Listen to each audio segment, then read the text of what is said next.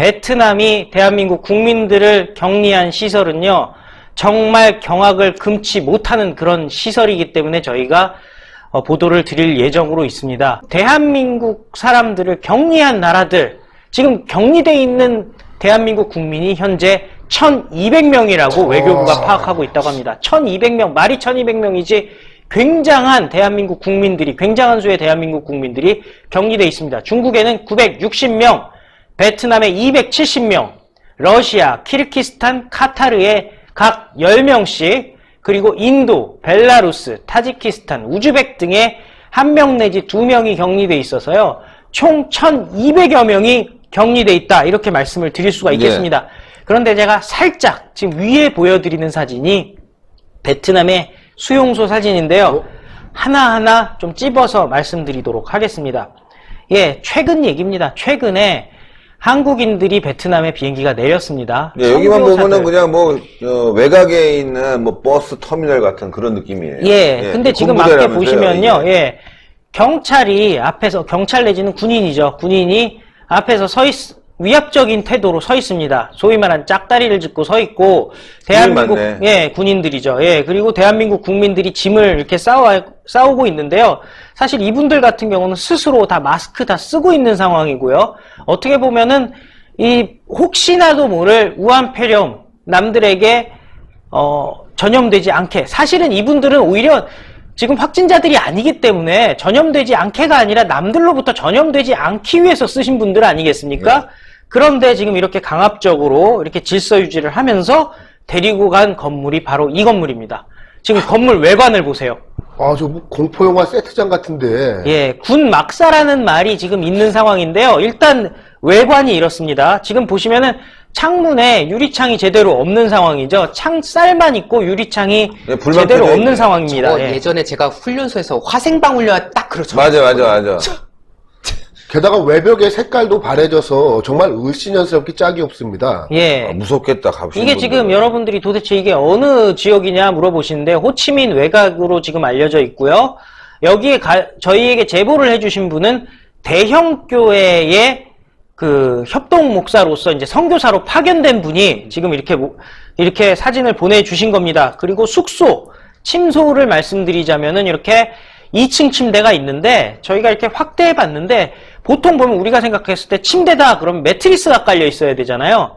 지금 돗자리가 깔려 있습니다. 화문석 같은 이런 대돗자리 같은 갈대로 만든 짠 돗자리가 바닥에 깔려 있습니다. 그리고 지금 이불 같은 거는 이불 대신에 모포인데 국방색 모포고 지금 보면은 위장 무늬가 되어 있는 국방색 모포입니다. 그래서 군부대로 지금 추정을 할 수가 있는 상황입니다. 예. 병원 시설도 아니고 말이죠. 군사시설에다가 사람들을 감금을 해놨군요. 예. 근데 어쨌든 저는 저런 침대 처음 봤어요. 지금 보면 매트가 지금 갈대 같은 걸로 이렇게 화문석처럼 짜놓은 매트인 거예요. 그러니까 주무실 때도 허리가 베겨서 지금 만약에 노약자들 같은 경우는 이런 침소에서 잔다는 것이 굉장히 힘든 상황이고요. 보시면은 창문이 열려 있잖아. 이게 뭐냐? 에어컨 같은 게 없기 때문에 위에 선풍기로만 이렇게 지금 할 수가 있는 냉방이 아니죠. 그냥 선풍기 바람과 창문을 통해서만 환기가 되는 그런 상황입니다. 그런데 여러분들 여기에 목욕시설이 있습니다. 어떤 목욕시설인지 보여드리도록 하겠습니다. 예, 목욕시설 사진을 보시면요. 뭐 어떻게 양식장같이 생겼어요. 말로 설명할 수가 없어요. 양식장같이 생겼어요. 양식장이나 무슨 실내 낚시터 같은데 저렇게 돼 있거든요. 물이 고여 있거든요. 근데 요즘 실내 낚시는 깨끗한데 그럼 도시 외곽에 있는 양식장 같아요. 양식장 같으네요. 진짜 그러고 보니까 저기 물고기를 키워도 근데 솔직히 말씀드리면요. 대한민국의 양식장은 저거보다 시설이 좋거든요. 이게 목욕시설이라는 얘기예요. 예, 목욕시설이라는 거예요. 공그리로 수용시설 같은 거 2차 대전 영화 같은 거. 근데 이게 물을 뭐 데워놨을까라는 생각도 들어요. 데울 리가 없죠. 지금 베트남이라는 데가 아열대 기후기 때문에 그냥 저게 지금 데우려고 한다면 어딘가에 뜨거운 물이 나오는 보일러 시설이라든지 파이프가 보여야 되지 않겠습니까? 뭐 샤워 시설도 없고. 이렇게 바가지로 해가지고 이렇게 뭐라고 그러죠? 바가지로 이렇게 스스로 뿌리는 수밖에 없는 상황입니다. 들어갔다 나와라는 건가? 들어갈 수도 없을 거예요. 지금 깊이가 굉장히 깊기 때문에 들어갈 수도 없는 수준이고요. 예, 바가지로 할 수밖에 없다. 그리고 마지막 사진이 정말 충격적입니다. 바로 화장실인데요. 예, 보여드리도록 하겠습니다. 뭐지? 화장실인데 지금 보시면은 이게 거의 지금 보시면은 그 뭐라 그러죠? 옛날에 한 커튼 같은 걸로 이렇게 60년대, 70년대. 예. 왜 화장실인지를 알 수 있냐면요. 보시면은 아래쪽으로 물이나 이렇게 오염물질이 튀는 걸 방지하기 위해서 타일이 깔려 있고요. 제가 잠깐 확대를 해드릴게요. 요 아래쪽으로는 타일이 깔려 있고 위쪽으로는 타일이 안 깔려 있지 않습니까? 문이 없는 것 같아요. 문이 아, 없죠. 그러네. 타일이 안에만 예. 깔려있네. 문이 없죠. 아래쪽에만 타일이 깔려 있어요. 그러니까 뭐냐면은 소위 말하는 오줌이나 똥물이 튀겼을 때 닦기 쉽도록 아래쪽만 타일을 깔아놓고요. 위쪽에다가는 경비 절감을 위해서 타일을 깔아놓지 않은 겁니다. 아니, 그야말로 그냥 기본적으로- 진짜 한 70년대, 60년대 우리 군시설 같은 그런 느낌이에요. 좀 문이 없다는 것은 무엇이냐면 저기에 격리된 한국인들 같은 경우가 말 그대로 공개적으로 배변을 해야 되는 그런 상황 아니겠습니까? 아. 그리고 아까 양어장과 같은 그런 목욕시설을 봤는데요. 제가 우려스러운 것은 다른 것이 아니라 지금 저 시설들의 환경을 봤을 때 물의 위생 상태도 우리가 걱정을 해야 될 것 같다는 말입니다. 그 어떤 병도 목욕탕에 생기겠어. 있는 물로 목욕을 했을 경우에 없던 피부병이나 혹은 모기 유충 같은 게 거기 살고 있었을 경우에는 정말 치명적인 질환을 야기할 수가 있습니다. 실제로 동남아 여행할 때 제일 주의해야 되는 것 중에 하나가 바로 물 조심이거든요. 왜냐면은 이 동남아 지역이 비도 많이 내리고 하지만은 여러 가지 좀 안 좋은 게 많이 들어간대요. 일단 뭐 상하수도 시설 자체가 너무 형편이 없고 녹물 뭐 이런 거 말할 것도 없고요.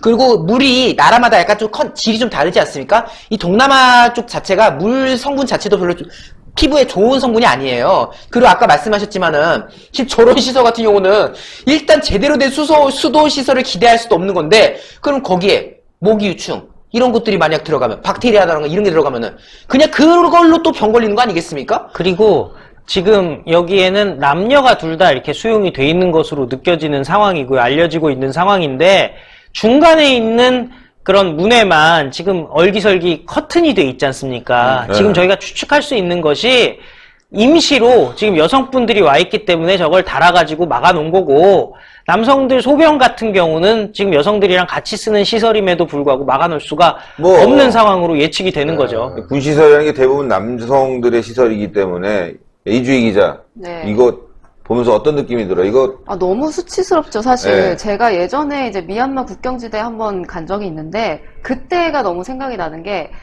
그 씻을 물이 없어서요. 그때는 그 빗물을 받아가지고 씻어야 돼만 하는 그런 상황이었거든요. 사실 저 물도 보장할 수 없는 상황이지 않습니까?